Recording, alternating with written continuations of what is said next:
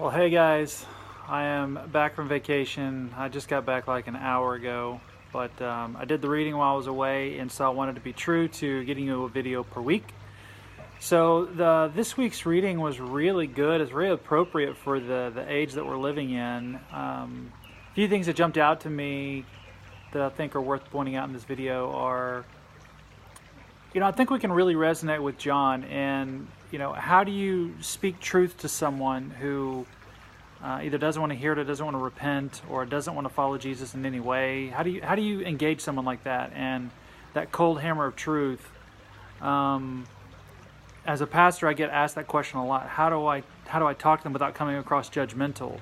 Well, a lot of it is societal. Society, if you infringe on someone's individual expression, whether it be belief or the way they wear their hair, or the type of shirt they wear, that is going to be seen as negative. And so what I like about this is we can't get away from this issue in any way, but he points us to Jesus, and notice how many times Jesus leads with good news versus the bad news. And when he leads with bad news, or when he brings up bad news, moreover, it's to remind them what will happen if they reject the good news.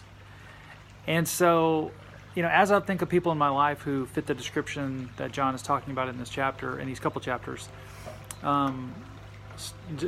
pointing to Jesus, starting with how Jesus handled people, I think we can't go wrong.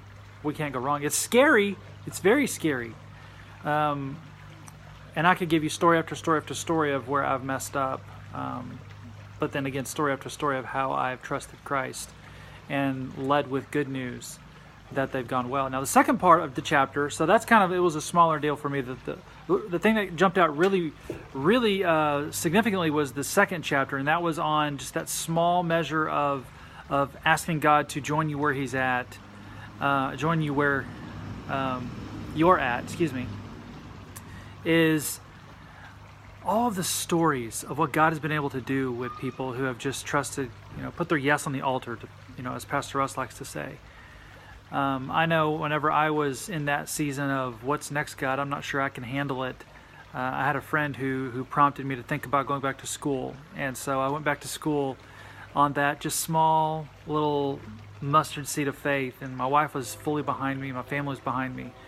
And I went back to school and got that degree. Now I have a teaching ministry. I help colleges and universities. They hire me to help them write courses on how to do small groups in churches and other topics as well. But I never would have had that had I not gone back to school. And now I'm having to impact so many more people than are in my initial sphere of influence. So I see that with me. So my question I want to leave you with this week is, what about you?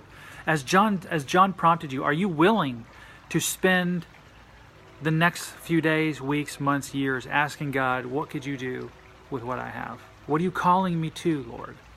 It's a tough question.